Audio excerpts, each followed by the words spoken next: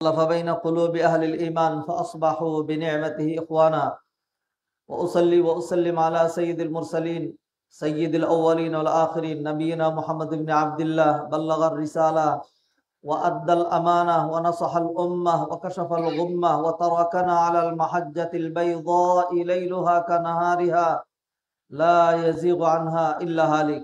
أما بعد فإن خير الحديث كتاب الله وخير الهدي هدي نبينا محمد صلى الله عليه وسلم وشر الأمور محدثاتها وكل محدثة بدعة وكل بدعة ضلالة وكل ضلالة في النار.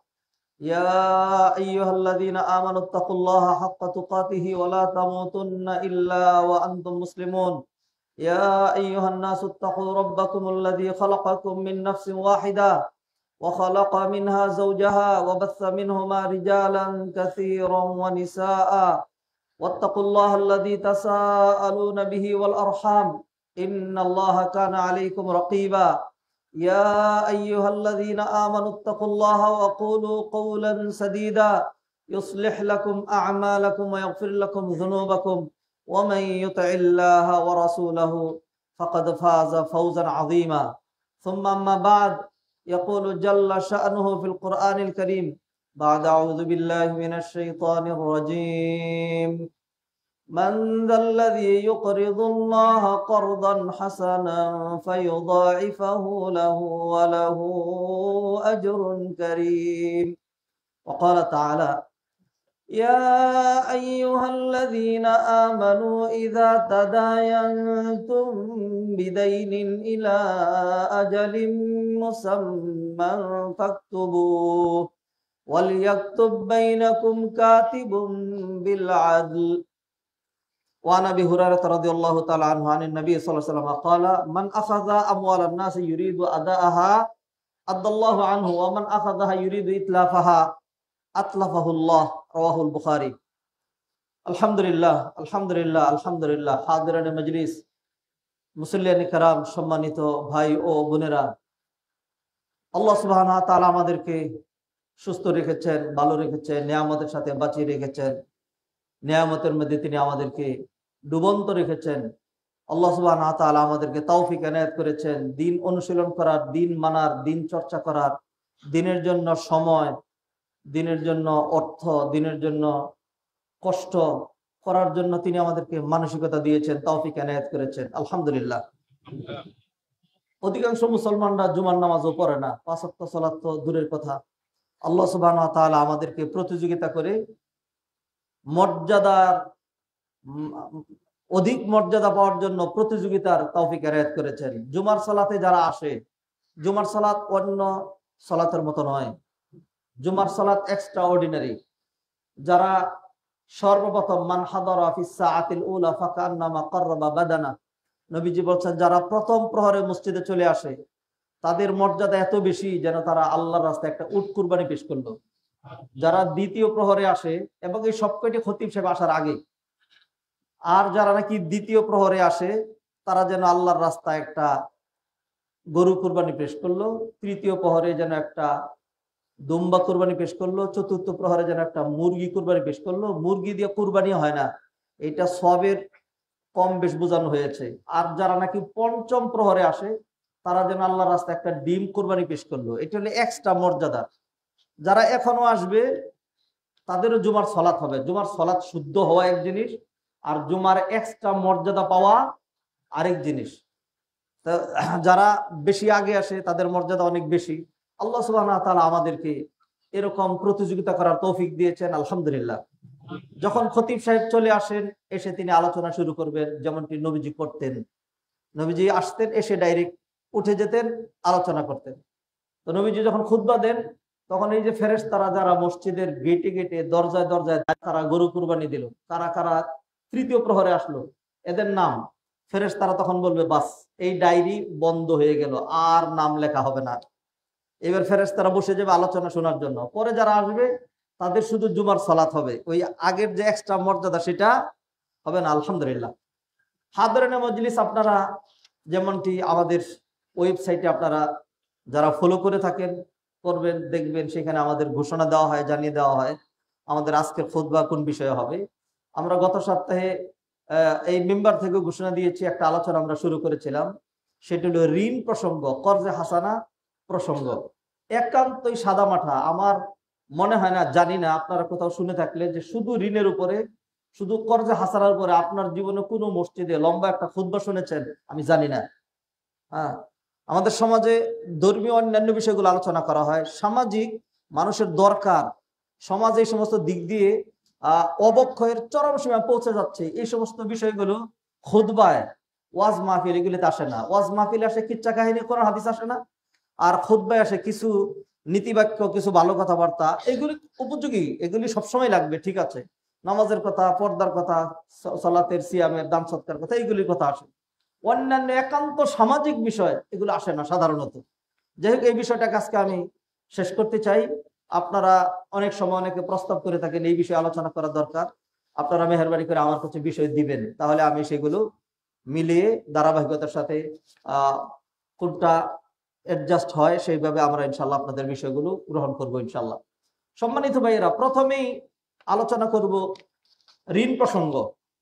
ঋণ, কর্জ, এটা কেন, এটা কি হারাম, এটা কি করা যাবে নাকি যাবে না, এটাকে ইসলাম এনকারেজ করেছে নাকি ডিসকারেজ করেছে, এগুলো আলোচনা করব। দুই দিক, একজন হলো ঋণ গ্রহীতা আর একজন হলো ঋণ দাতা। আল্লাহ সুবহানাহু ওয়া তাআলা সমাজটাকে এমন করেই বানিয়েছেন, ইচ্ছা করেই, এটা আল্লাহর কাছে ন্যস্ত। আল্লাহকে প্রশ্ন করা চলবে না যে আমি কেন বড় লোক, সে কেন গরিব। কোন বড় লোক কি প্রশ্ন করছেন যে আল্লাহ তুমি ওরে বড় লোক বানায় দিতে, আমার গরিব বানায় দাও? এটা কেউ বলছেন? এটা বলেন নাই। বরং বলছেন এটা, আল্লাহ তুমি আমার গরিব বানাইলা, ওরে বড় লোক বানাইছো, আমার বড় লোক বানায় দাও। সবাই বড় লোক হতে চায়, টাকাওয়ালা, বাড়িওয়ালা, গাড়িওয়ালা, মিল ফ্যাক্টরি, ইন্ডাস্ট্রিওয়ালা হতে চায়।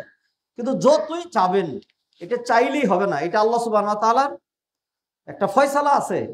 নিতান্তই অযোগ্য, পাপিষ্ঠ, নরাদম, হতভাগ্য অথবা বেকুব শ্রেণীর আল্লাহ তাকেও প্রচুর সম্পদ দিয়ে থাকেন। আবার অনেক বুদ্ধিমান ডক্টর, ডাক্তার, ইঞ্জিনিয়ার, খুব জ্ঞানী, বুদ্ধিমান, আকলমান, তার টাকা পয়সা হয় না, কিছুই করার নাই। টাকা পয়সা মানুষের হয়ে গেলে তখন এইটাই তার এক্সট্রা একটা মেধা, তখন সে যে কত রকম চাবায়া চাবায়া, চিপায়া চিপায়া, আর এবং হলো ইয়া করে, মানে কথা বলতে পারে, কারণ তার টাকা আছে। তো রিচেস হ্যাভ উইংস, টাকার পাহাড় আছে। ভুলে যাবেন না, আল্লাহ সুবহানাহু ওয়া তাআলা সমাজটাকে এইভাবে সাজিয়েছেন। কাউকে বেশি রিজিক দিবেন, কাউকে কম রিজিক দিবেন। একজন একই খানা খেয়ে একজন মোটা হয়, আরেকজন চিকন হয়। একই মায়ের সন্তান, একজন বেটে হয়, আরেকজন লম্বা হয়। একই হাতের আঙ্গুল, এটা আল্লাহ সুবহানাহু ওয়া তাআলা এইভাবে সেটিং করেছেন। যদি মনে করেন যে এই আঙ্গুলটা ছোট কেন, এটা এইভাবেই সমচীন, এটাকে এরকম মোটা বানানো হলো কেন? এটা সবগুলো আল্লাহ সুবহানাহু ওয়া তাআলা, এটা সায়েন্টিফিক, বিজ্ঞানসম্মত। সমাজকে আল্লাহ সুবহানাহু ওয়া তাআলা এইভাবে সাজিয়েছেন। আমাদের দেশে নদ নালা, খাল বিল বেশি, সৌদি আরবে, আরব কান্ট্রিগুলোতে মরুভূমি, পাহাড় বেশি। কোন জায়গা উঁচা, কোন জায়গায় নিচা। আমাদের সমাজে আগে দেখতাম যেটা নিচা জমি ছিল এটার দাম অনেক, যেটা উঁচু জমি সেটার দাম খুব কম। আল্লাহ সুবহানাহু ওয়া তাআলা দেখায় দিলেন, দেখ তোরা নিয়ন্ত্রণ করছ না, নিয়ন্ত্রণ আমি করি। এখন নিচা জমির দাম নাই, উঁচা জমির দাম বেশি। যখন যখন কি বলে, যখন ঢাকা শহর ধীরে ধীরে বাড়তে শুরু করলো, তখন মিরপুর এলাকার উঁচু জায়গা ছিল, মানুষ সেইখান থেকে ট্রাককে ট্রাক মাটি কেটে ট্রাক দিয়ে মাটি বিক্রি করেছে। মাটি বিক্রি করে এখান থেকে এগুলিকে নর্দমা, খাল, পুকুর বানাইছে। এখন মাশাআল্লাহ অন্যখান থেকে বালু আইনা, কিনে আইনা আবার সেটা পড়তেছে। একদম সত্য কথা বলতেছি, এগুলো আল্লাহ সুবহানাহু ওয়া তাআলার প্ল্যান। আল্লাহ সুবহানাহু ওয়া তাআলা এইভাবে করেন। এইটা আপনি নেচারের দিক থেকে যেরকম বুঝেছেন, আপনি সম্পদের দিক থেকে ওইভাবেই বুঝতে হবে। আল্লাহ সুবহানাহু ওয়া তাআলা সমাজের সকল মানুষকে যদি একই রকম করে দিতেন, তাইলে আজকে আপনার বাসায় যে বুয়া অথবা যে কাজের লোক, যে ড্রাইভার, যে দাওয়াত খাটাখাটনি করছে, ওইগুলো আপনার নিজের করা লাগতো, নিজেই আপনি কি করতেন। ইউরোপে এগুলি নাই, আমেরিকাতে এগুলি নাই, নিজেই নিজের সবকিছু করা লাগে নিজেই। সৌদি আরবে ইউনিভার্সিটির বড় বড় প্রফেসর, ডক্টর নিজেই ড্রাইভ করে আসেন। আলহামদুলিল্লাহ সেরকম পরিবেশও আছে, নিজেই ড্রাইভ করে আসেন, আলাদা কোনো ড্রাইভার নাই। আর আমাদের দেশে তো মাশাআল্লাহ বিশাল স্ট্যাটাস, এমন যে এই ড্রাইভার আমার সাথে কোথাও বসতে পারবে না, এটা অস্পৃশ্য শ্রেণীর। আমি হলাম খুব উঁচু শ্রেণীর, যখন খাইতে বসবো তখন কোথাও বসবো, যা যা দূরে যা, এখানে যা, এরকম করি। তো যাই হোক, আল্লাহ সুবহানাহু ওয়া তাআলা যদি এই সিস্টেম না করতেন, তাইলে আমি আপনি নিজে ড্রেইনে নেমে অথবা যখন আমাদের টাঙ্কি ভর্তি হয়ে যায়, এটা পরিষ্কার করার জন্য নাকে গামছা বেঁধে কষ্ট করে পরিষ্কার করতে হতো। কিন্তু আল্লাহ সুবহানাহু ওয়া তাআলা এমন একটা শ্রেণী রেখে দিয়েছেন, আপনি কিছু টাকা দিয়ে দিচ্ছেন, ওই টাকাটাও আল্লাহ আপনাকে দিয়েছেন, এর মাধ্যমে আপনি একটা বড় ধরনের বেনিফিট নিচ্ছেন। তো এইটা আল্লাহ সুবহানাহু ওয়া তাআলার প্ল্যান, এটা হলো আল্লাহ সুবহানাহু ওয়া তাআলার প্ল্যান।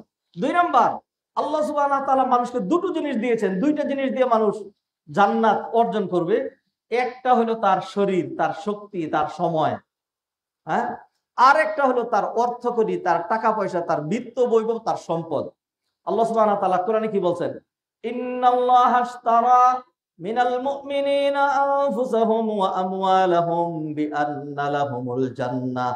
আল্লাহ সুবহানাহু ওয়া তাআলা মুমিনদের সাথে জান্নাতের বিজনেস করেছেন। ঈমানদাররা আল্লাহকে দুইটা জিনিস দিয়ে দিবে, তার জানও দিয়ে দিবে, তার মালও দিয়ে দিবে, বিনিময়ে আল্লাহ সুবহানাহু ওয়া তাআলা তাকে জান্নাতুল ফেরদাউসের মালিক বানাইয়া দিবেন। এই দুইটা আপনাকে দিতে হবে। দিন এবং দুনিয়া, এই দুইটার মধ্যে মৌলিক একটা পার্থক্য কি? দুনিয়া মানেই হইলো নগদ নগদ নগদ উপস্থিত এই মুহূর্তে, আমরা যেটাতে যেই জায়গায় আছি এটার নাম দুনিয়া, এটার নাম দুনিয়া। আর দিন এটা সবসময় বাকি চিন্তা করে, সবসময় আখিরাত চিন্তা করে, যদিও নগদ তার কিছু রিজাল্ট আছে।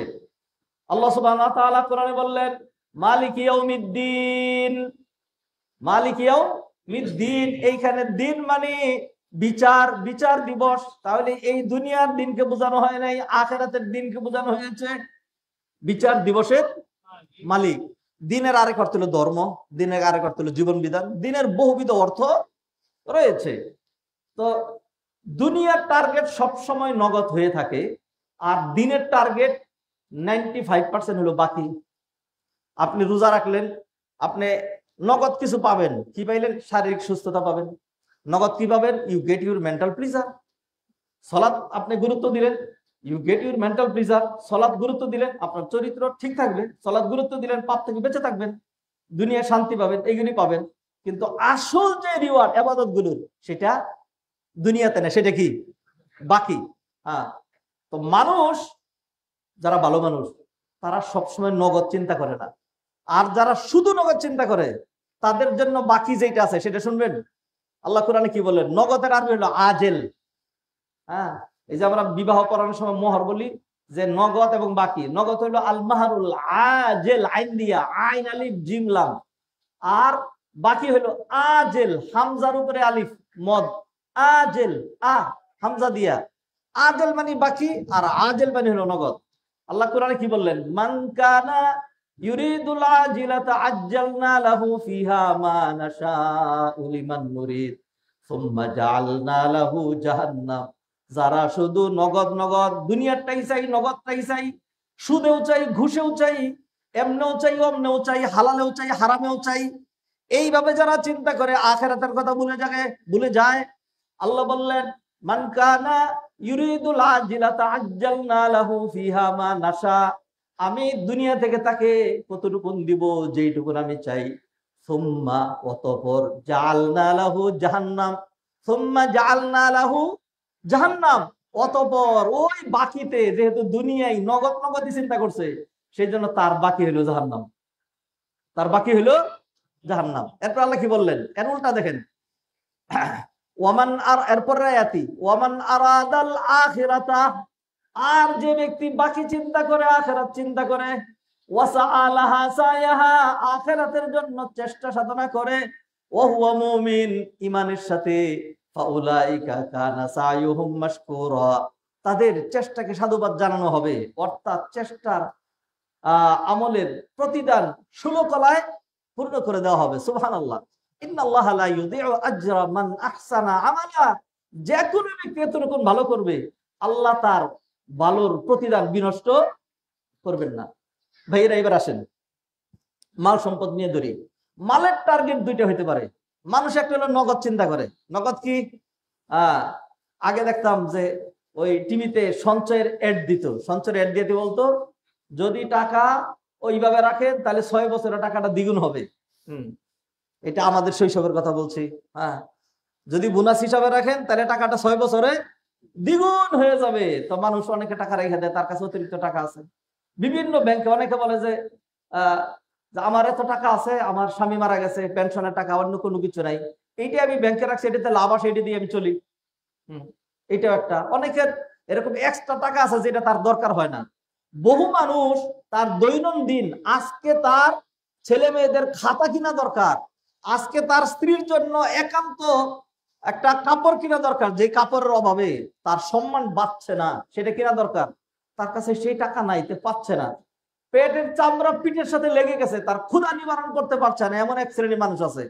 আমি আর আপনার দোকানে হাসলাম, আমার এরকম কেন লোকগুলো এত এরকম অনুচুকের কেন, গায়ে পোশাক নাই, মুখে গন্ধ, গায়ের মধ্যে এরকম ময়লা, ছি এরকম করলেন। চিন্তা করলেন না যে কিসের নিয়ে এত বাহাদুরি করেন, এত স্ট্যাটাস দেখান, নিজের এত বড় মনে করেন? সম্পদটা কি আপনার নিজের কামাই করা নাকি আল্লাহর দেয়া? নিঃসন্দেহে আল্লাহর দেয়া। তাহলে এরকম কিছু মানুষ আছে, সে খাবারই পাচ্ছে না। কিছু মানুষ আছে তার মানে নিত্য প্রয়োজনীয় যে বিষয়গুলো, সেগুলো সে মেটাইতে পারছে না। ছেলে মেয়েকে পড়ানো দরকার, একটু বেতন দিতে হয়, কাজ করার জন্য, চাকরি করার জন্য ঢাকায় থাকতে হয়, সেজন্য বাসা ভাড়া দিতে হয়, বাসা ভাড়া দিতে পারছেন না। টাকা পাবেন কয়েকদিন পরে, একটু ঝামেলা হয়ে গেছে, গত মাসে একজন অসুস্থ ছিল, খরচ বেশি হয়ে গেছে, এটা তো মানুষের হয়, এরকম হয়। এখন ওই লোকটা এই সমাজেরই, অতএব এই লোকটা এখন কি করবে? কেউ তাকে টাকা দিবে না, কেউ তাকে টাকা দিবে না, কেউ তাকে সহযোগিতা করবে না। সমাজটাই এমন হয়ে গেছে। এবং পুঁজিবাদী যে অর্থ ব্যবস্থা, সুদ কেন্দ্রিক যে অর্থ ব্যবস্থা, এটা মানুষকে এমনই করে ফেলেছে, কোনোদিন না কারো কাছে আমি বলবো না, বড় লোক যারা তারা বেশি ঋণী। আমি আবার বলে দিচ্ছি, যারা গরিব তারা কম ঋণ করে। তারা ঋণ করে কত? 100-150 টাকা, 1000, 2000, 3000, 4000, 5000 টাকা। আর বড় লোকদের ঋণ কি? নতুন ফ্যাক্টরি যে শুরু করেছেন, নতুন জায়গা যে কিনছেন, প্রজেক্টে করছেন, যে কোনো একটা দেখায়, একটা জায়গা দেখায় যে এই জায়গাটা, এটা মর্গেজ নেন, নিয়ে এবার টাকা দেন, নিয়ে এখন এটা বাড়াচ্ছেন। ঋণ কারা বেশি করে? ঋণ বড় লোকরা করে, সবাই করে। তো আপনি তো যাই হোক যে কোনো ভাবে সুদ ভিত্তিক অথবা অন্যভাবে আল্লাহ আপনাকে সচ্ছলতা দিয়েছেন, পেয়ে গিয়েছেন। তো যারা নাকি দরিদ্র শ্রেণীর, তাদেরও তো পাইতে হবে। এই বিষয়টা, এই সুন্নতটা সমাজ থেকে অলরেডি হ্যাজ ডাইড, মরে গিয়েছে, টোটাল বিদায় হয়ে গিয়েছে। যে কর্জে হাসানা, মানুষকে সহযোগিতা, কোন রকম লাভ ছাড়া, দ্বিগুণ ছাড়া, এই মাল আমি 6 মাস আটকে রাখবো, 1 বছর পরে সে দিবে। অনেক সময় নিয়ে মানুষ ঘুরাইতে থাকে, যখন দেওয়ার তখন দেয় না, আরো দেরি করে দেয়। সমাজের কিছু বাস্তবতা আছে। অতএব আমি কোন রকম লাভ ছাড়া জীবনেও দিব না। গত সপ্তাহে বলেছিলাম যে আপনি যদি 1000 টাকা কর্জে হাসানা চান, পাবেন না। কিন্তু যদি বলেন যে 1 লক্ষ টাকা সুদ দিব, তাহলে 1 লক্ষ টাকাই রেডি আছে। 1 লক্ষ টাকা আছে সুদের জন্য। ও ভাই মুসল্লিয়ানে কেরাম, দিন ইসলাম শুধু 5টা পিলারের নাম না, আমি যেগুলি বলছি এগুলি দিন ইসলামের অন্তর্ভুক্ত। ইসলাম কমপ্লিট কোড অফ লাইফ। আপনি অর্থ নিয়ে শুধুমাত্র নগদ চিন্তা করেন না, অর্থের আখেরাতের কিছু লাভ আছে। কর্জে হাসানার কি কি লাভ আছে, আজকে আমরা সেগুলো শোনাবো। তবে প্রথম ঋণের কিছু দিক আমরা বলি। 1 নাম্বার আকারে আমি যে বই লিখেছি সেটা হলো, ঋণ করা, কর্জ করা এটা প্রশংসনীয় বিষয় না, ইসলাম ইনকারেজ করে নাই। তবে প্রয়োজনের সময় ঋণ করা জায়েজ। নবীজি ঋণ করেছেন, সাহাবায়ে কেরাম ঋণ করেছেন, আল্লাহ সুবহানাহু ওয়া তাআলা একজনের প্রয়োজন দিয়ে দিয়েছেন, ঋণ করবেন না, তাহলে তিনি কি করবেন? দুইটা হয়, হয়তো মরে যাবেন, না হয় চুরি করবেন। ইসলামের একটাও কি করে নাই, এলাও করে নাই। ফলে আপনি কি করবেন? ঋণ যদি না থাকে, ঋণকে আপনি এইভাবে বলেন, তাহলে আমি যে আয়াত করলাম আপনি এটা কি করবেন? আল্লাহ বললেন, ইয়া আইয়ুহাল্লাযীনা আমানু, ও হিন্দুরা,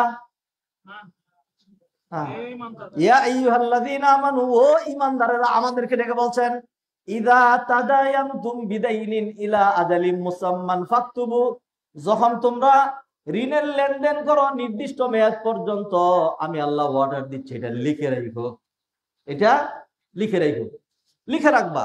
যে ঋণ দেওয়া হলো কবে দিবেন? যে ডিসেম্বরের 31 তারিখের মধ্যে ইনশাআল্লাহ, এটা লিখে রাখবা। আর কি করতে হবে? ইযা তাদায়ানতুম বিদাইনিন ইলা আজালিম মুসাম্মান ফাকতুবু ওয়ালিয়াকতুব বাইনাকুম কাতিবুম বিল আদল। সবাই লেখাপড়া জানে না, যে লিখবে সে যেন ইনসাফের সাথে লিখে দেয়। এরপরে লেখার সময় যেন সাক্ষী রাখে 2 জন পুরুষ। যদি 2 জন পুরুষ না থাকে, তাহলে 1 জন পুরুষ আর 2 জন মহিলা, যাতে ফাতুযাক্কিরা ইহদাহুমাল উখরা, যদি একজন ভুলে যায় আরেকজন স্মরণ করে দিবে। সাক্ষী না রাখলে দেখা গেল আমি আপনার ঋণ করেছি, লেখা আছে, পরবর্তীতে আমার ওয়ারিশ সেটা অস্বীকার করতে পারে, আর যে কোনো সময় আমি মরে যেতে পারি অথবা আপনিও মরে যেতে পারেন, সেই জন্য সাক্ষীর দরকার আছে।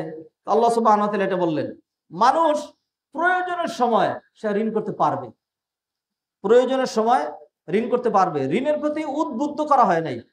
যারা ঋণ করবে, যারা ঋণ গ্রহীতা, তাদের প্রসঙ্গ নিয়ে কথা বলছি। আপনি কি লক্ষ্যে ঋণ করছেন? ঋণ খুব ভালো জিনিস নয়, ঋণ খুব ভালো জিনিস নয়। নবীজি সাল্লাল্লাহু আলাইহি ওয়াসাল্লাম প্রথম দিকে, ইসলামের প্রথম দিকে যারা ঋণগ্রস্ত হয়ে মারা যেত, নবীজি সাল্লাল্লাহু আলাইহি ওয়াসাল্লাম তাদের জানাজা পড়তেন না। নবীজি সাল্লাল্লাহু আলাইহি ওয়াসাল্লাম তাদের জানাজা পড়তেন না।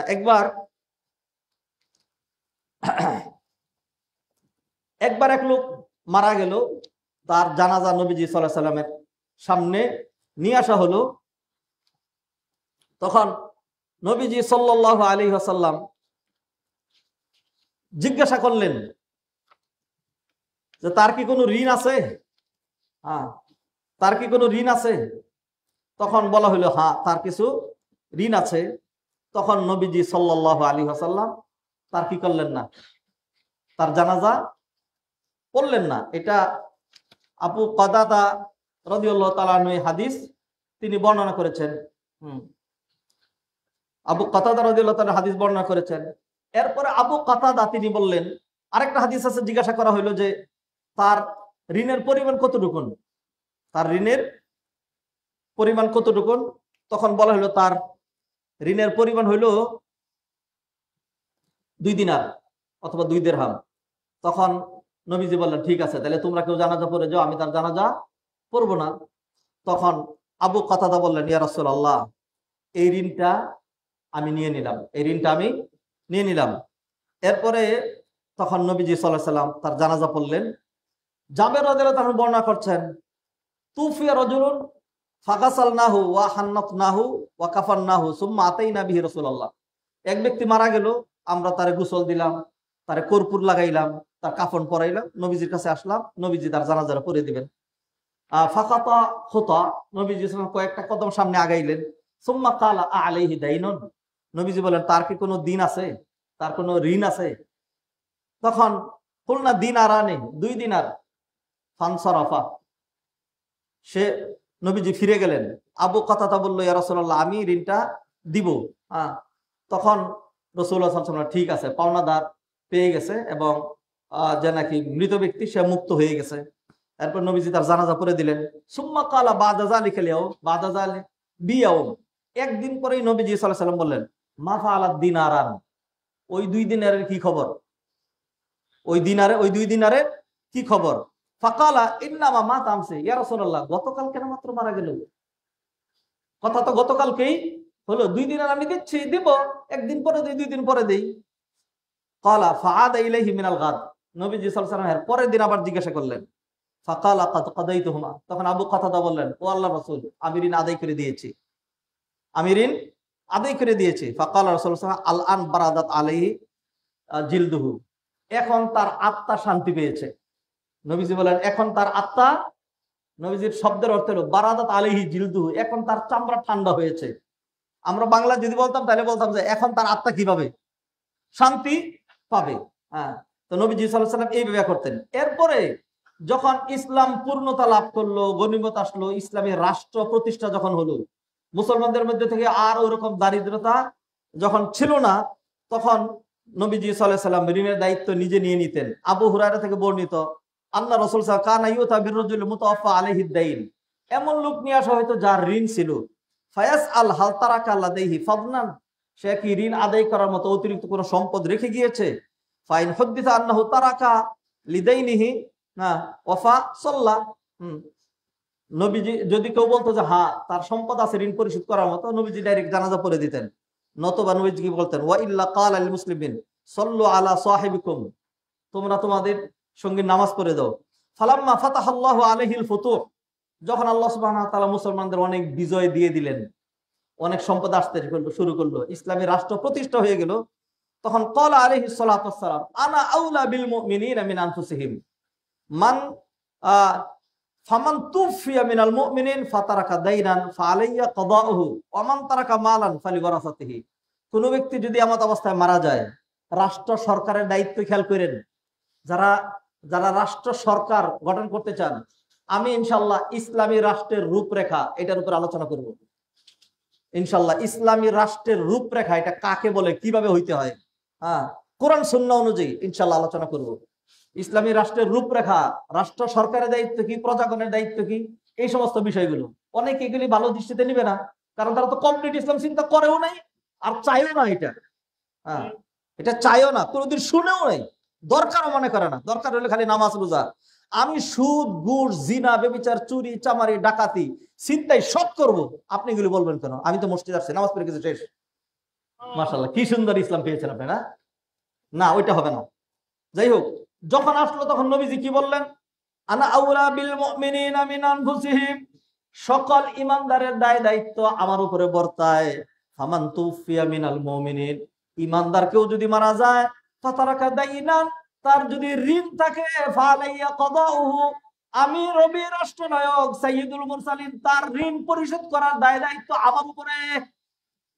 ওয়ামান তারাকা মালান ফালিওয়ারাসাতিহি, আর যদি মাল সম্পদ কেউ রেখে যায় তাইলে সেইটা তার ওয়ারিসরা পাবে। এরকম না যে ঋণও আমি নিয়ে নেব আর কেউ মাল রেখে গেলে সেটাও আমি নিয়ে নেব, এটা না। মাল সম্পদ যা রেখে যাবে এটা তার ওয়ারিসরা পাবে, কিন্তু কেউ যদি ঋণ রেখে যায় তার ওয়ারিসদের ঋণ নিয়ে টেনশন করা লাগবে না। আমি নবী সাইয়্যিদুল মুরসালিন রাষ্ট্রনায়ক আছি না, আমাদের রাষ্ট্র সরকার আমাদের কি কি দায়িত্ব পালন করে। ট্যাক্সটা পুরোপুরি আমরা দিই, দিতে হয়, দিতে বাধ্য, ডাবল ট্রিপল দিতে হয়। কখনোই সুদ, ঘুষ, এইটা সেটা লেকিং ছাড়া আমরা আমাদের অফিসিয়াল কোনো কাজ সম্পাদন করতে পারি না। কিন্তু আমার অধিকারটা কখনোই, চাকরি করতে করতে একজন হেডমাস্টার, একজন স্কুলের মাস্টার, একটা মাদ্রাসার শিক্ষক, হ্যাঁ, বুড়া হয়ে গিয়েছেন, 65 বছর বয়সে রিটার্ন করেছেন, বেচারা এখন না শরীরে কিছু আছে, এই তার পেনশনের টাকা উঠানোর জন্য তার 3টা স্যান্ডেল ছিঁড়ে, এরপরে কত জায়গায় ধর্ণা দিয়ে কত টাকা দিয়ে যাচ্ছে, মনে কিছু পায়। কত বড় ইহসান, কত বড় অনুগ্রহ। জি না, এত সরকার না, এত সহজ না। ইসলামী রাষ্ট্র আলাদা আরেক জিনিস। সারা জীবন তো জাহিলিয়ত দেখে আসছি, ইংরেজরা নিষ্পেষণ করে গেছে 200 বছর পর্যন্ত, 10 থেকে 12টা জেনারেশন নষ্ট হইতে হইতে এখন এসে আমরা যৎসামান্য দিনদারি যেইটুকুন আল্লাহ বাকি রাখছেন, আলহামদুলিল্লাহ, এইটুকুনো থাকার কথা ছিল না। বুঝি নাই ইসলাম কাকে বলে, ইসলামের সুফল কাকে বলে। আসুন ফিরে যাই। অতএব দ্বীন ইসলাম ঋণের প্রতি মানুষকে উদ্বুদ্ধ করে নাই, নিরুৎসাহী করেছে। নবীজি সাল্লাল্লাহু আলাইহি ওয়াসাল্লাম ঋণ থেকে আল্লাহর কাছে আশ্রয় চাইতেন, ঋণ থেকে আল্লাহ সুবহানাহু ওয়া তাআলার কাছে। ঋণের যে অপকারিতা, কেউ যদি ঋণ করে আর ঋণ পরিশোধ না করে, আমাদের সমাজের অনেকে আছে, আমি নিজেও ভুক্তভোগী, মানুষকে ঋণ দিলে সেটা আর দেয় না, আর ফোনও ধরে না, কোনোভাবেই না ধরে না। আল্লাহ মাফ করুক, কেউ যদি মানুষ থেকে ঋণ নিয়ে সেটা পরিশোধ না করে, তাহলে 1 নাম্বার, কদ ইয়াহবিসুদ দাইনু সাহিবাহু আন দুখুলিল জান্নাহ, এই ঋণের কারণে এক ব্যক্তি আটকে যাবে, আর জান্নাতে যেতে পারবে না। সামুরা রাদিয়াল্লাহু তাআলা হাদিস বর্ণনা করেছেন, আন্নান নবী সাল্লাল্লাহু আলাইহি ওয়াসাল্লাম ফাজরা ফাকালা হা হুনা আমিন বানি ফুলান আহাদ সালাসান ফাকালা রাজুলুন আনা ফাকালা ইন্না সাহিবাকুম মাহবুসুন আনিল জান্নাতি বিদাইনিহি। নবীজি ফজর নামাজ পড়ায় বললেন, অমুক গোত্রের এই কে কে আছো, মিন বানি ফুলান, অমুক গোত্রের কে কে আছো। তখন সালাসান 3বার বললেন, ফাকালা রাজুলুন আনা, এক ব্যক্তি বলল, ইয়া রাসূলুল্লাহ আমি আছি অমুক গোত্রের। তখন নবীজি বললেন, ইন্না সাহিবাকুম মাহবুসুন আনিল জান্নাতি বিদাইনিহি, আল্লাহ আমাকে জানিয়ে দিয়েছেন তোমাদের অমুক সঙ্গী যে মারা গেছে তাকে আটকে রাখা হয়েছে তার ঋণের কারণে, এই ঋণের জন্য সে জান্নাতে যেতে পারছে না, ঋণের কারণে সে জান্নাতে যেতে পারছে না। আরেকটা হাদিস আবু হুরায়রা বর্ণনা করেছেন, নবীজি সাল্লাল্লাহু আলাইহি ওয়াসাল্লাম, নাফসুল মুমিনু মুআল্লাকাতুন বিদাইনিহি হাত্তা ইউকদা আনহু, মুমিনের নফসটা এটা ঝুলন্ত থাকে তার ঋণের সাথে, যতক্ষণ পরিশোধ না করা হয় ততক্ষণ তাকে আটকে রাখা হবে। সাওবান রাদিয়াল্লাহু তাআলা হাদিস বর্ণনা করেছেন, মান ফারাকার রূহু আল জাসাদা ওয়া হুয়া বারিউন মিন সালাস দাখালাল জান্নাহ, যে ব্যক্তির এমত অবস্থায় তার শরীর থেকে তার রূহটা বেরিয়ে যায়, অর্থাৎ কোন ব্যক্তি যখন এমত অবস্থায় মারা যায় যে 3টা জিনিস থেকে সে মুক্ত, সে ডাইরেক্ট জান্নাতে চলে যায়। একটা হলো কিবির, অহংকার, একটা কি কিবির, আছে নাকি নাই? আছে, আমাদের অনেকেরই একটা ভাব, বংশের কারণে, চেহারার কারণে, রিজাল্টের কারণে, মেধার কারণে, এলেমের কারণে, বড় আলেম, এই জন্য অহংকার করে, আলেমরা অহংকার করে। হ্যাঁ, তারপরে হলো কি বেশি মালদার, বড় লোকের ছেলে, হ্যাঁ, তারপরে এইটা সেটা, উত্তরায় বাড়ি গাড়ি, ওরে বাবা রে। হ্যাঁ, আমি কি আর আসি, উত্তরায় থাকি, বিশাল।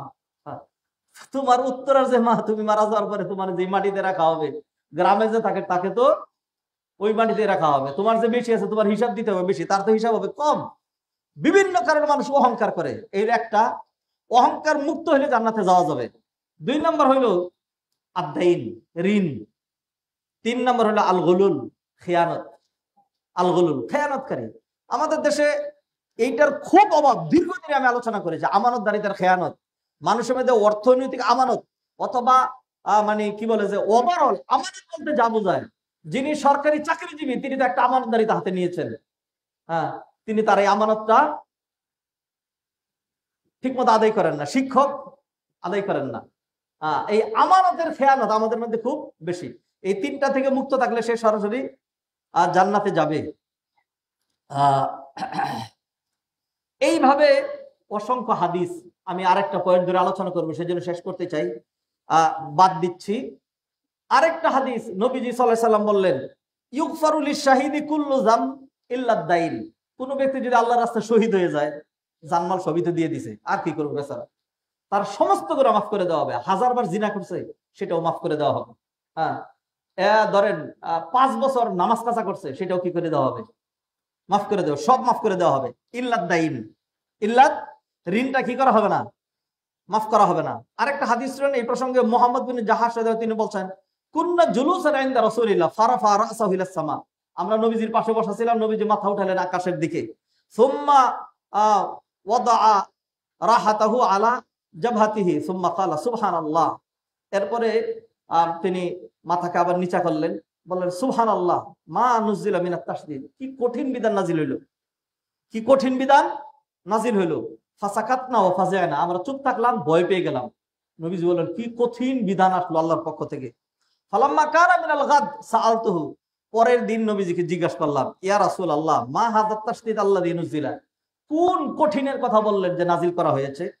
তখন নবীজি বলেন, ওয়াল্লাযী নাফসি বিয়াদিহি, আল্লাহর কসম করে বলছি, লাউ আন্না রাজুলান কুতিলা ফি সাবিলিল্লাহ, কোন ব্যক্তি যদি আল্লাহর রাস্তায় শাহাদাত বরণ করে, সুম্মা উহিয়া সুম্মা কুতিলা, এরপর আবার জীবিত করে দেওয়া হয়, আবার শহীদ হয়, আবার জীবিত করে দেওয়া হয়, আবার শহীদ হয়। হ্যাঁ, 3 বার বললেন নবীজি সাল্লাল্লাহু আলাইহি ওয়াসাল্লাম, ওয়া আলাইহি দাইনুন, আর তার ঋণ থাকে, মা দাখালাল জান্নাহ হাত্তা ইকদা আনহু দাইনুহু। এই লোক 3 বার শহীদ হলেও সে জান্নাতে যাবে না যতক্ষণ পর্যন্ত তার ঋণ পরিশোধ না করা হবে। হাদরানা মাজলিস, সম্মানিত ভাইরা, এতক্ষণ যে কথাগুলো আমরা শুনলাম, এই সবগুলোই হলো সবগুলোই হলো যিনি ঋণ গ্রহীতা, যিনি ঋণ নেবেন সেটা তার জন্য, যেটা যিনি ঋণ নেবেন সেটা তার জন্য। নবীজি সাল্লাল্লাহু আলাইহি ওয়াসাল্লাম আরেকটা হাদিস আছে, যে হাদিস দিয়ে আজকে খুতবা শুরু করেছিলাম, বুখারীর হাদিস।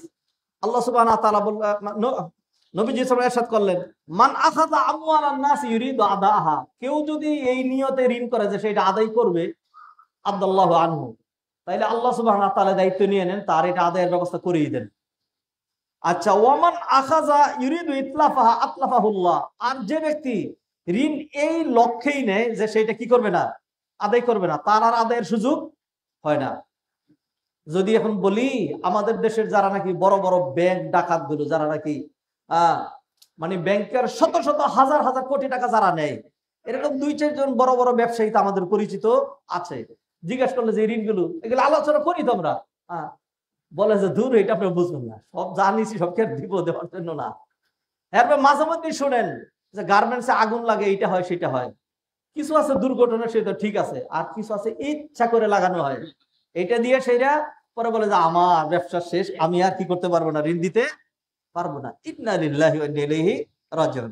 এইটা হলো যারা ঋণ গ্রহীতা, যারা ঋণ গ্রহণ করবে তাদের সাইডে অল্প কিছু কথা বললাম। বাকি কথা থাকলেও আজকে আর সেই দিকে বলার মতো সুযোগ হচ্ছে না। এবার চলে যাচ্ছে আরেকটা সাইডে, 2টা সাইড মুদ্রার, এই পিঠ ওই পিঠ। একদল ঋণ গ্রহীতা, আরেক দল ঋণ দাতা। আল্লাহ সুবহানাহু ওয়া তাআলা নবীজি সাল্লাল্লাহু আলাইহি ওয়াসাল্লাম মানুষকে নিরুৎসাহিত করেছেন, নিষেধ করেছেন মানুষের কাছে হাত পাততে। এবং নবীজি হাদিসে বলছেন, আল ইয়াদুল উলিয়া খায়রুম মিনাল ইয়াদিস সুফলা, উপরের হাত উত্তম নিচের হাতের চাইতে, নিচের হাত পাতে নেওয়ার জন্য আর উপরের হাত দেওয়ার জন্য। তো আল্লাহ সুবহানাহু ওয়া তাআলা কোরআনে কি বললেন? আল্লাহ বললেন, ওয়া আম্মাস সাইলা ফালা তানহার, কোন ব্যক্তি যদি হাত পাতে ভিক্ষুক হয়, তোমার কাছে হাত বাড়ায়, তাহলে তাকে কি করবে না, বারণ করবে না। তাইলে হাত পাতা নিষেধ, ভিক্ষাবৃত্তি নিষেধ, কিন্তু ভিক্ষা দেওয়াও নিষেধ। হ্যাঁ, তাহলে একটা হলে তখন আলোচনা করলাম, সেটা হলো ঋণ যিনি নিবেন সে যেন ঋণের প্রয়োজন ছাড়া যেন ঋণের পরিধি না বাড়ায়। যতটুকু দরকার অতটুকু ঋণ করবে, গরিবরা অতটুকু ঋণ করে, যেটুকু লাগে অতটুকু ঋণ করবে। আর বড় লোকরা কি করে? বড় লোকদের ঋণের নাম হলো শৌখিন ঋণ। যেন গরিবের যে ঋণ, সেই ঋণের উপরে কোনো জাকাত নাই। সাধারণ সচ্ছল ব্যক্তি ধরেন যে জাকাত দেয়, একজন সাধারণ মানুষ, ধরেন আমার 5 লক্ষ টাকা এক্সট্রা আছে আর আমার 3 লাখ টাকা জাকাত মানে ঋণ আছে, আমি 3 লাখ টাকা বাদ দিয়ে বাকি 2 লাখ টাকার উপর আমার জাকাত হবে। কিন্তু বড় লোকেরা যাদের ধরেন এখন তাদের উদ্বৃত্ত আছে 5 কোটি টাকা আর তার ঋণ আছে 10 কোটি টাকা, তার এই 5 কোটি টাকা ধরেই জাকাত দিতে হবে। কারণ তার যেটা ঋণ, এটা প্রয়োজনীয় ঋণ না, তো এটা তো শৌখিন ঋণ। এই ঋণের নাম কি? শৌখিন ঋণ। দুইটা পার্থক্য আছে। হাদিরানে মজলিস, তাহলে ঋণ করা এটা এক জিনিস, আর ঋণ দেওয়া আরেক জিনিস। আজকে আমাদের সমাজ থেকে যারা ঋণ নিয়ে ঋণ দিতে চায় না, অথবা ঋণের এগেনস্টে যেহেতু টাকা পাওয়া যায় না এক্সট্রা, অথচ এই টাকাটাই যদি ব্যাংকে রেখে দিই, তাহলে ধীরে ধীরে প্রতি বছর একটা কি আসতেছে? লাভ আসতেছে। সেই জন্য দুইটা কারণে, মাত্র দুইটা কারণ বললাম। একটা হলো যারা নেয় তারা গরিমসি করে, হ্যাঁ, দেয় না, ঠিক মতো দেয় না, অনেকে মেরে দেয়, এটা একটা কারণ। আরেকটা কারণ হলো পুঁজিবাদী অর্থ ব্যবস্থা, সুদভিত্তিক অর্থ ব্যবস্থা, যেটা আমাকে উদ্বুদ্ধ করছে। আমি তো নগদ লাভ পাচ্ছি, 10 লক্ষ টাকা আমার 15 লক্ষ টাকা হয়ে যাচ্ছে, অতএব খামাখা আরেকজনকে আমি ঋণ দিব কেন? বিদায় সমাজ থেকে কর্জে হাসানা, ঋণ দেওয়া যেটা, এটা অলরেডি বিদায় হয়ে গেছে। এই সুন্নতটা আর নাই। মানুষের পাশে দাঁড়ানো যেটা, এটা নাই। অথচ এই সমস্ত বিষয়গুলো কত গুরুত্বপূর্ণ, এটা কিরকম ইসলাম, আমি এখন আপনাদেরকে হাদিস শোনাবো। ঋণ দেওয়ার যে ফজিলত,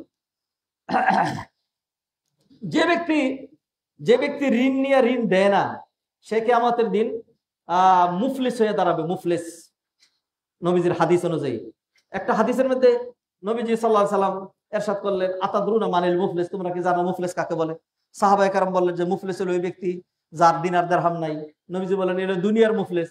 আমি তোমাদেরকে আখলাতের মুফলিস, কাঙ্গাল, ভিক্ষুক, নিঃস্ব, অভাবী, কপাল পোড়ার কথা জিজ্ঞেস করেছি। তখন সাহাবায়ে কেরাম বললেন, তাহলে আল্লাহ এবং তার রাসূল ভালো জানেন।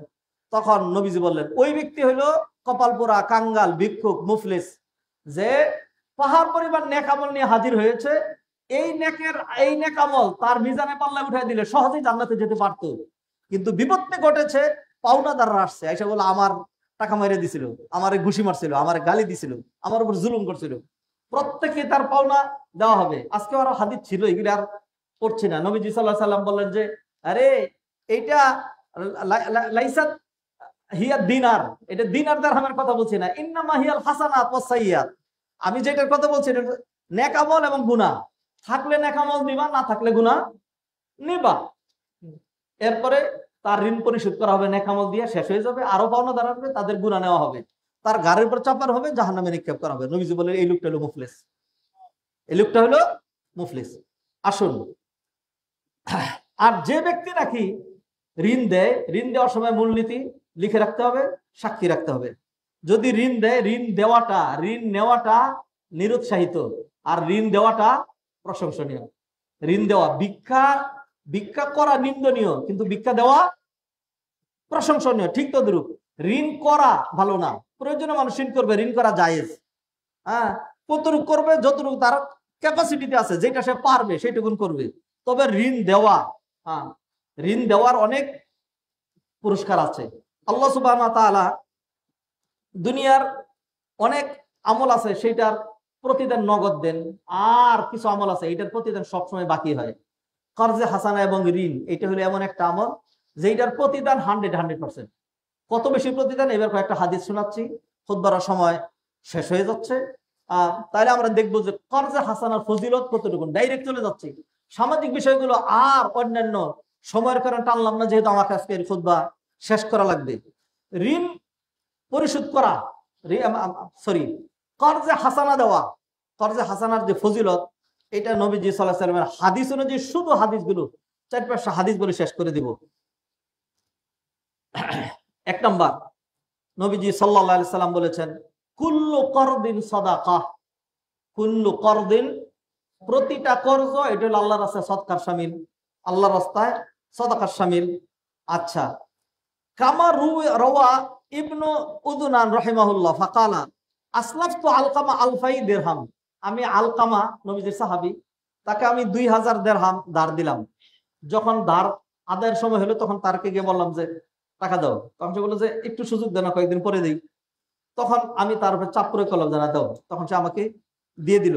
এরপরে তার সাথে সাক্ষাৎ, তখন সে আমাকে বললো যে জোরাজুরি করে টাকাটা আদায় করে নিয়ে নিলা, হ্যাঁ, আর কয়েকটা দিন অবকাশ দিলে তো আমার কি হইতো, একটু সুবিধা হইতো। তখন সে বলল যে ও আলকামা, এটা তোমার হাদিসের কারণে, তোমার হাদিসের কারণে। আমার হাদিসের কারণে মানে তোমার মনে পড়ে তুমি যে বলছিলা যে হাদ্দাসতানি আন ইবনে মাসউদ, তুমি আব্দুল্লাহ ইবনে মাসউদের বরাত দিয়ে একটা হাদিস শুনিয়েছিলা। আন্নান নবী সাল্লাল্লাহু আলাইহি ওয়াসাল্লাম ক্বালা, যে নবীজি বলেছেন ইন্না সালাফা ইয়াজরি মাজরা শাতরি সাদাকা, যে কেউ যদি ঋণ দেয়, ঋণ দেওয়াটা 2 টাকা ঋণ দিলে 1 টাকা দান সৎকার সব, অর্থাৎ দানের অর্ধেক সব পাওয়া যায় একবার ঋণ দিলে, দানের অর্ধেক সব পাওয়া যায় একবার ঋণ দিলে। তাইলে 2 বার ঋণ দিলে, ধরেন 5000 টাকা ঋণ দিলেন, একবার 5000 ঋণ দিলেন, আবার 5000 ঋণ দিলেন, তাইলে এই 5000 টাকা আল্লাহর রাস্তায় সদাকা করলে যা সব পাওয়া যেত ওইটা পাইতেন। 5000 টাকা ঋণ দিলেন, তাহলে আপনি 2500 টাকা সদাকা করার সব পাইলেন। আবার 5000 টাকা ঋণ দিলেন, তাহলে আবার 2500 টাকা। তখন তিনি বললেন তোমার থেকে যে মালটা নিছিলাম সেই মালটা আমার কাছে আছে, কোনো কাজে লাগাই নাই। এই মালটা এই জন্য তোমার থেকে নিছি যে তোমার আবার দেওয়ার জন্য, তুমি আমার থেকে আবার ঋণ নাও। তাহলে তুমি যদি 2 বার ঋণ নাও, তাহলে আমার যে টাকাটা দিলাম এটার পুরোপুরি সদাকার সব আমি পেয়ে যাচ্ছি, সেই জন্য। সুবহানাল্লাহ, দেখছেন হাদিস শুনালাম আপনাদেরকে। আরেকটা ওয়াফি রিওয়ায়াতিন ইবনে মাজাহ, ইবনে মাজাহর রিওয়ায়াতে বর্ণনা হয়েছে আমা ওয়াল্লাহি ইন্নাহা লাদিরাহিমুক আল্লাতী কাদাইতানি মা হারাকতু মিনা দিরহামান ওয়াহিদান ক্বালা ফালিল্লাহি আবুক মা হামালাকা আলা মা ফাআলতা বি ক্বালা মা সামিআতু মিনকা ক্বালা মা সামিআতা মিন্নি ক্বালা সামিআতুকা তাযকুরু আন ইবনে মাসউদ আন্নাহু ক্বালা মা মিন মুসলিমিন ইয়াকরিদু মুসলিমান কারদান মাররাতাইনি। তুমি নবীজি থেকে হাদিস শুনিয়েছিলে যে আব্দুল্লাহ ইবনে মাসউদ বলেছেন, নবীজি সাল্লাল্লাহু আলাইহি ওয়াসাল্লাম বর্ণনা করেছেন, ইরশাদ করেছেন মামিন মুসলিমিন, যখনই কোন মুসলমান ইয়াকরিদু মুসলিমান কারদান, কোন মুসলমানকে কর্জ দেয়, মাররাতাইনি 2 বার, ইল্লা কানাকা সাদাকাতিহা মাররাতান, তাইলে ওই পুরা সম্পদটুকুন, ওই অর্থটুকুন যেটুকুন 2 বার সাদাকা, 2 বার কর্জ দিল, এইটা আল্লাহর রাস্তায় একবার সাদাকা করলে যা সব হইতো ওই পরিমাণ সব হয়ে যায়। ক্বালা কাযালিকা আম্বানি ইবনে মাসউদ, তখন তিনি বললেন যে আব্দুল্লাহ ইবনে মাসউদ আমাকে এরকম শুনিয়েছেন, নবীজি হাদিসে এটা বলেছেন। হলো একটা ফজিলত। 2 নাম্বার আন্না ফিল করদিল হাসান তাফরিজ কুরবাতিন, কর্জে হাসানা দিলে মানুষের সমস্যা দূর হয়। কর্জে হাসানার মাধ্যমে মানুষের কি হয়, সমস্যা দূর হয়। আচ্ছা, এবং নবীজি সাল্লাল্লাহু আলাইহি ওয়াসাল্লাম কি বলেছেন, মান নাফাসা আন মুসলিমিন কুরবাতাম মিন কুরাবিদ দুনিয়া নাফাসাল্লাহু আনহু কুরবাতাম মিন কুরাবি ইয়াউমিল কিয়ামা, কোন ব্যক্তি যদি কোন মানুষের দুনিয়ার একটা সমস্যা দূর করতে সহযোগিতা করে, আল্লাহ সুবহানাহু ওয়া তাআলা এর বিনিময়ে ওই লোকের আখিরাতের সমস্যাগুলো দূর করে দিবে। ও ভাই, কোন দিক থেকে আটকে যাবো রে? আল্লাহ তুমি আমাদেরকে কাউকে আটকায়ও না, আল্লাহুম্মা আমিন। কখন কে যে কোন দিকে ধরা খেয়ে যাবে, একজন বলবো ওই তুই ঋণের কারণে আটকে গেছ, আরেকজন বলবো এই তুই 1 লাখ ছিল না আটকে গেছ, আরেকজনকে আল্লাহ এমনি আটকায় দিবেন। তো এইভাবে কে যে কোন দিক দিয়ে আটকে যাবে, এরপরে দেখা যাবে যে ছুটবেন কিভাবে। তখন বলবো যে আহারে কি দিয়ে ছুটবেন, এই দেখেন সামনে হাদিস শুনেন, সময় নেই, তাড়াহুড়া করি। বারা ইবনে আযিব রাদিয়াল্লাহু তাআলা তিনি বর্ণনা করলেন যে আমি আল্লাহ নবীজিকে বলতে শুনেছি, মান মানাহা মানিহাতাল আমানিন, কেউ যদি কোনো মানুষকে একটু দুধ দেয়, বকরির দুধ, এটা আরব জাহালে একদম এভেলেবেল, একটু দিল, আও ওয়ারাকিন, অথবা কিছু টাকা ধার দেয়, আও হাদা জাকাকান, অথবা মানুষকে পথ দেখায় দেয়, মানুষকে পথ দেখায় দেয় যে এই পথে যান, কানা লাহু মিসলু ইতকি রাকাবাতিন, তাহলে এই কাজ করলেন, কি কাজ করলেন, মানুষকে একজন খাবার নাই তাকে একটু খাদ্য দিলেন, আর মানুষের কষ্টের মধ্যে আছে একটু ঋণ দিলেন, অথবা একজন পথ চেনেন তাকে পথটা দেখায় দিলেন। এটা ফজিলত কি, মিসলু ইতকি রাকাবাতিন, মিসলু ইতকি রাকাবাতিন, একটা কৃতদাস মুক্ত করলে যেই পরিমাণ সব ওই পরিমাণ সব। আচ্ছা,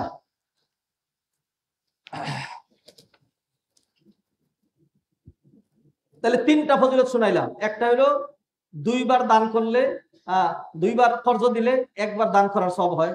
আরেকটা শুনাইলাম যে মানুষকে সহযোগিতা করলে, বিপদ থেকে উদ্ধার করলে আল্লাহ তাকে কিয়ামতের দিন বিপদ থেকে উদ্ধার করে দিবেন। 3 নাম্বার, সেটা হলো কৃতদাস মুক্ত করলে যে সব হয়, মানুষকে যদি একটু ঋণ দেওয়া হয় তাহলে সেই সব হয়। 4 নাম্বার, নবীজি বলছেন মান আনজারা মুসিরান ফালাহু কুল্লা ইয়াউমিন মিসলাহু সাদাকাতান। আপনি একজনকে ঋণ দিবেন, এখন সে আদায় করতে পারতেছে না, আপনিও খুব পেরেপেরি করলেন না, সময় দিলেন, তাহলে ঠিক আছে যখন পারো দিও, 1 দিন 2 দিন। তাহলে নবীজি কি বললেন? ফালাহু কুল্লা ইয়াউমিন মিসলাহু সাদাকাতান, প্রতিদিন আপনার ঋণ দেওয়ার সময় হয়ে গেছিল, মানে আদায় করার, সে আদায় করতে পারে নাই, এরপরে যে আপনি অবকাশ দিলেন, তাইলে প্রতিদিনের বিনিময়ে আপনি কি পাইলেন? একটা ওই মালটা 100 টাকা ঋণ দিচ্ছেন, এখন 1 দিন অতিরিক্ত হইলো, এই তাহলে এই প্রতিদিনে 100 টাকা সদকা করার সব পাইছেন আপনি। হাদিস শুনেন, ক্বালা সুম্মা সামি'তুহু ইয়াকুল, আমি নবীজিকে এরপরে বলতে শুনেছি মান আনজারা মুসিরান ফালাহু বিকুল্লি ইয়াউমিন মিসলিহি সাদাকা, তাকে ফালাহু প্রতিদিনের বিনিময়ে ডাবল সব, 1 গুণ না ডাবল সব। কুলতু সামি'তুকা ইয়া রাসূলুল্লাহ তাকুলু, এরপর আমি নবীজিকে প্রশ্ন করলাম, এটা কে বলছেন? এটা বুরাইদা রাদিয়াল্লাহু তাআলা তিনি বর্ণনা করছেন। এরপর নবীজিকে বললাম, ইয়া রাসূলুল্লাহ, আপনি একবার বললেন, আপনাকে একবার বলতে শুনলাম মান আনজারা মুসিরান ফালাহু বিকুল্লি ইয়াউমিন মিসলিহি সাদাকা, কেউ যদি মানুষকে অবকাশ দেয় ঋণ দিয়া, তাহলে প্রতিদিনের বিনিময়ে সমপরিমাণ মাল সাদাকা করলে যা সব ওই পরিমাণ সব পাওয়া যায়। সুম্মা সামি'তুকা তাকুল, এরপর আবার শুনলাম আপনি বলতেছেন প্রতিদিনের বিনিময়ে ডাবল সব, মানে 1 দিন যদি অবকাশ দেয় তাহলে 100 টাকা অবকাশ দিল, তো তাহলে 200 টাকার সব। প্রথম ছিল 100 টাকার সব, আরেকটা হলো প্রতিদিনে 200 টাকার সব। তখন নবীজি কি বললেন শুনেন, ক্বালা, তখন নবীজি বললেন লাহুল বিকুল্লি ইয়াউমিন সাদাকাতুন ক্বাবলা আন ইয়াহিল্লাদ দাইন। ও, এখানে ক্লিয়ার হয়েছে, কেউ যদি কাউকে ঋণ দেয়, আপনি 1 বছরের জন্য ঋণ দিলেন, হ্যাঁ, তাইলে এই যে প্রতিদিন এক একটা দিন যাচ্ছে যে, হ্যাঁ, সেইখানে আপনি সওয়াব পাচ্ছেন, প্রতিদিন যত টাকা ঋণ দিছেন ওই পরিমাণ টাকা সাদাকা করার সওয়াব পাচ্ছেন। তাহলে 100 টাকা ঋণ দিছেন, তাহলে 100 দিনের জন্য যদি দিয়ে থাকেন তাহলে 10,000 টাকা সাদাকার সওয়াব পাইলেন, 10,000 টাকা সাদাকা করার সওয়াব পাইলেন। কেন এটা এত বেশি কেন? কারণ মানুষ এটা দিতে চায় না, ঋণটা মানুষ দিতে চায় না, কারণ এর নগদ কোনো লাভ নাই, এটা লাভটা কি বাকি, আর বাকি যে লাভগুলো সেগুলো অনেক বেশি।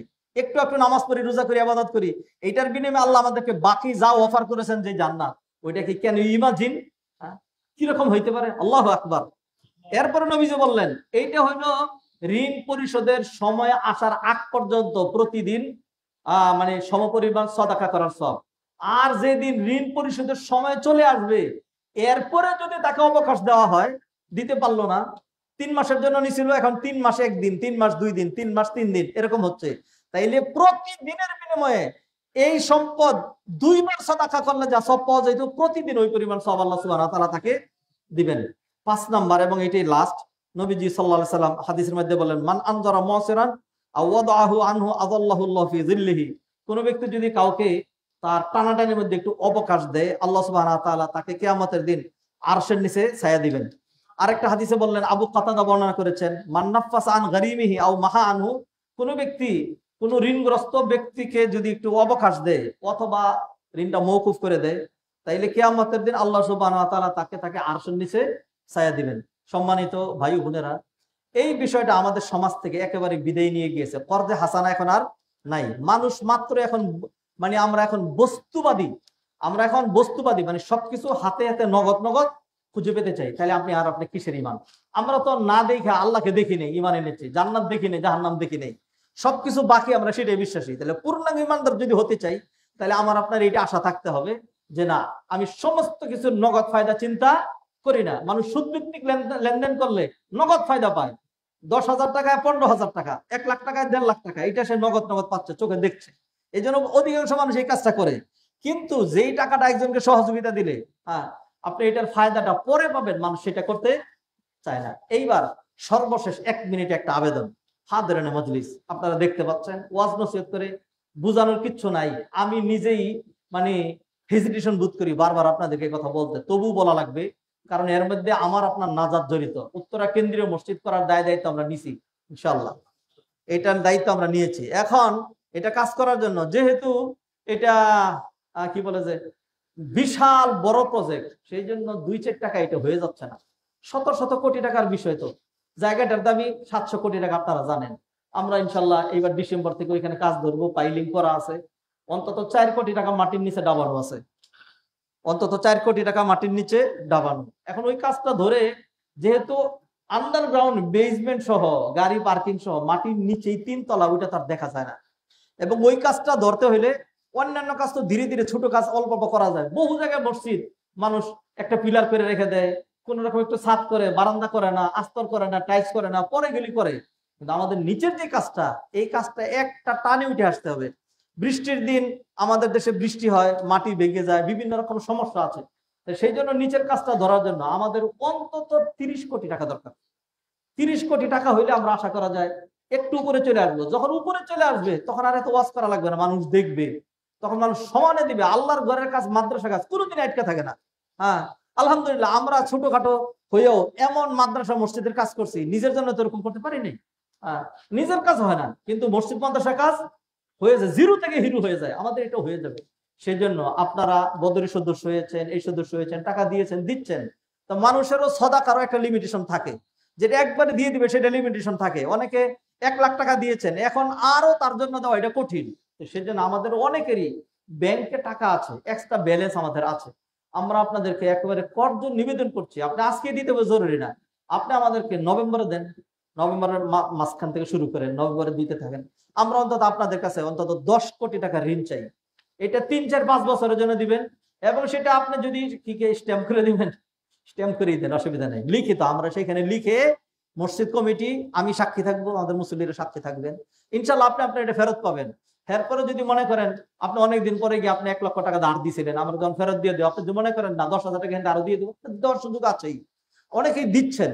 সেই জন্য আপনাদেরকে এনকারেজ করছি, সমাজে যারা নাকি সমস্যা থাকে একেবারে তাদেরকে ভুলে যায় না। 1-2 সময় কেউ যদি এসে বলে যে ভাইজান আমার যে এটা 5,000 টাকা দরকার ছিল, তখন সরি, এটা গতকালকে বললে দিতে পারতাম, আজকে তো আর নাই। খুব সুন্দর করে বিনয়ের সাথে বলে দিলেন, এই মিথ্যা কথা কইেন না। হ্যাঁ, আপনার কাছে যদি থাকে তো দিয়েন। আর যারা ঋণ নেন, আল্লাহর রাস্তায় ঋণ নিয়ে নিজের জান্নাতের পথটা বন্ধ করেন না। এই নিয়তে নিয়েন যে বিপদে করে নিছি, টাকাটা দিয়ে দিতে হবে। যদি সময় মতো দিতে না পারেন, আগেই তাকে ফোন করেন, তাকে গিয়ে বলেন ভাই আগামীকাল দেওয়ার কথা ছিল, একটু ঝামেলা পড়ে গেছে, 1 সপ্তাহের মধ্যে দিয়ে দিচ্ছি, অমুক দিন দিয়ে দিচ্ছি। যদি আবার না পারেন, বলবেন যে আর একটু ঝামেলা গেছে, দিচ্ছি 2 দিনের মধ্যে। হ্যাঁ, না পারলে আপনার সাথে আমি এসে দেখা করবো। আপনি নিজেই যোগাযোগ করবেন, আপনার সাথে কেন যোগাযোগ করা লাগবে? আর কেউ যদি দিতে না পারে, তাহলে একবার তার এইভাবে পেছায় ধরেন না। এখানে একটা হাদিস গেছে যে কিয়ামতের দিন আল্লাহ সুবহানাহু ওয়া তাআলা এক ব্যক্তিকে ধরবেন যে তোর জীবনে কি কি করছ, পরে দেখা যাবে যে কিছুই তার নেক আমল নাই। হ্যাঁ, তার নেক আমল বলতে কিছুই নাই। তখন আল্লাহ সুবহানাহু ওয়া তাআলা তার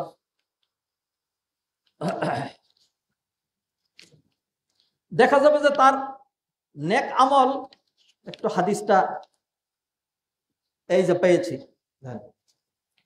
ক্বালা ইন্নার রাজুলা লাম ইয়ামাল খায়রান কাত্তু, সে জীবনে কোনোদিন ভালো কাজ করে নাই। ওয়া কানা ইউদাইয়িনুন নাস, তবে সে মানুষকে ঋণ দিত। ওয়া কানা ইউদাইয়িনুন নাস, মানুষকে দিন দিত।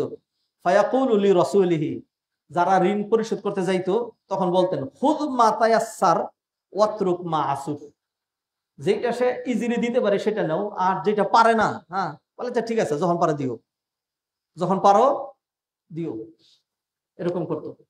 তখন আল্লাহ সুবহানাহু ওয়া তাআলা বলতেন ঠিক আছে, যা, এইটার উসিলা করে তাকে মাফ করে জান্নাতে দিয়ে দেব। হ্যাঁ, এই জন্য ঋণ দিব আমরা। আর যারা ঋণ নিব, বাটপার হয়ে ঋণ নিয়েন না, বাটপারি করেন না। বিশেষ করে যারা ব্যাংকের টাকা নিয়ে পুরা জাতিরে ঠকাচ্ছেন, আল্লাহ মাফ করুক, এত বড় ব্যবসার দরকার নাই। রাষ্ট্রের টাকাগুলো ফেরত দেন।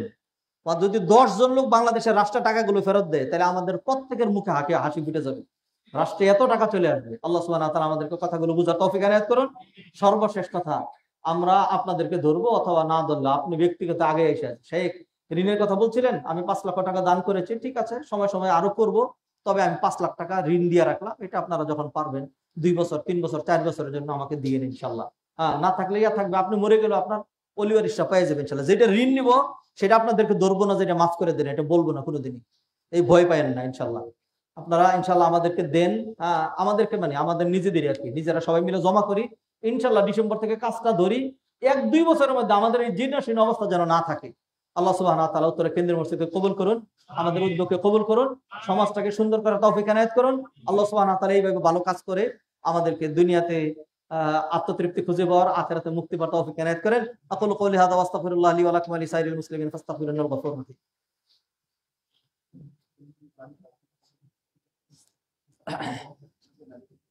আলহামদুলিল্লাহ হামদান কাসীরা ওয়া সাব্বিহুহু বুকরাতান ওয়া আসীলা ওয়া উসাল্লি ওয়া উসাল্লিমু আলা সাইয়্যিদিল মুরসালিন ওয়া আলা আলিহি ওয়া আসহাবিহি আজমাইন। সম্মানিত ভাই বোনেরা, আল্লাহ সুবহানাহু ওয়া তাআলা আমাদেরকে স্বল্প সময়ের জন্য দুনিয়াতে পাঠিয়েছেন। বহু দিক থেকে নেক আমল করা লাগবে। আল্লাহ যে কখন কোনটা কার কবুল করবেন আল্লাহ মাহবুব ভালো জানেন। 5 পিলার্স ইসলামের, সেটা নিঃসন্দেহে গুরুত্বপূর্ণ, তবে এইটাই কমপ্লিট দিন নয়। এই 5টা জিনিসকে দিন ইসলামের পিলার্স বলা হয়েছে। একটা বিল্ডিং মানে শুধু পিলার নয়, এর আনুষঙ্গিক অন্য সব সহজ এরকম বিল্ডিং, আমাদের দিন ধর্মটা এরকম পরিপূর্ণ। আল্লাহ সুবহানাহু ওয়া তাআলা আমাদেরকে পূর্ণাঙ্গ দ্বীনে প্রবেশ করার তৌফিক এনায়েত করেন। সাল্লাল্লাহু আলা নবিয়িল বাশির ফা ইন্নাল্লাহ সুবহানাহু ওয়া তাআলা আমারানা বিস-সালাতি ওয়াত-তাসলিমি আলা নবী সাল্লাল্লাহু আলাইহি ওয়াসাল্লাম ফাকাল ইন্নাল্লাহা ওয়া মালাইকাতাহু ইউসাল্লুনা আলান নবী ইয়া আইয়ুহাল্লাযীনা আমানু সাল্লু আলাইহি ওয়া সাল্লিমু তাসলিমা আল্লাহুম্মা সাল্লি আলা মুহাম্মাদ ওয়া আলা আলি মুহাম্মাদ কামা সাল্লাইতা আলা ইব্রাহিম ওয়া আলা আলি ইব্রাহিম ইন্নাকা হামিদুম মাজিদ ওয়ারদাল্লাহু আনিল খুলাফার রাশিদিন আবী বকর ওয়া ওমর ওয়া উসমান ওয়া আলী রিদওয়ানুল্লাহি তাআলা আলাইহিম আজমাইন ওয়া আন্না মা'হুম বিকারামিকা ওয়া জুদিকা ওয়া ইহসানিকা ইয়া আরহামার রাহিমিন। اللهم اعز الاسلام والمسلمين واذل الشرك والمشركين والكفر والكافرين ودمر اعداءك اعداء الدين واجعل بلدنا بنغلاديش وبلدان جميع المسلمين امنا مطمئنا رخاء سخاء يا رب العالمين। মেহেরবানি করে আপনি আমাদেরকে মাফ করে দেন। আমাদের মধ্যে থেকে যারা চলে গেছেন সবাইকে মাফ করে দেন। রব্বুল আলামিন অনেকে প্রতি জুমা আসলেই বিভিন্ন ভাবে রব্বুল আলামিন দোয়া চায় তাদের মাইয়েতের জন্য। রব্বুল আলামিন সকল মুর্দেগানে মুসলমানকে মাফ করে আপনি জান্নাতুল ফেরদাউস নসিব করেন। আমাদের ছেলে মেয়েদেরকে ফিতনা মুক্ত রাখেন রব্বুল আলামিন। বিশেষ করে আজকের এই জুমার দিন আমাদের বিশেষ ফরিয়াদ, উত্তরায় কেন্দ্রীয় মসজিদটা আপনি কবুল করেন। আপনার কোন খাজানা থেকে কোন খান থেকে দিয়ে আপনি এই মসজিদটা কমপ্লিট করবেন আমাদের জানা নাই, তবে আমরা চেষ্টা করে যাচ্ছি। রব্বুল আলামিন মেহেরবানি করে আপনি আমাদেরকে তৌফিক দিয়ে দেন। রব্বুল আলামিন মেহেরবানি করে উত্তরা কেন্দ্রীয় মসজিদকে কবুল করেন, মুসল্লিদেরকে কবুল করেন। রব্বুল আলামিন যারা সাদাকা করেছেন, দান করেছেন, তাদের দান কবুল করেন। যারা ঋণ নেবেন তাদের ঋণটা আপনি কবুল করেন। রব্বুল আলামিন মেহেরবানি করে আপনি আমাদের দোয়া কবুল ও মঞ্জুর করেন। রব্বানা আতিনা ফিদ দুনিয়া হাসানাহ ওয়া ফিল আখিরাতি হাসানাহ ওয়া কিনা আযাবান নার। রব্বানা তাকাব্বাল মিন্না ইন্নাকা আনতাস সামিউল আলিম ওয়া তুব আলাইনা ইন্নাকা আনতাত তাওয়াবুর রহিম। সুবহানা রাব্বিকা রাব্বিল ইজ্জাতি আম্মা ইয়াসিফুন ওয়া সালামুন আলাল মুরসালিন ওয়ালহামদুলিল্লাহি রাব্বিল আলামিন।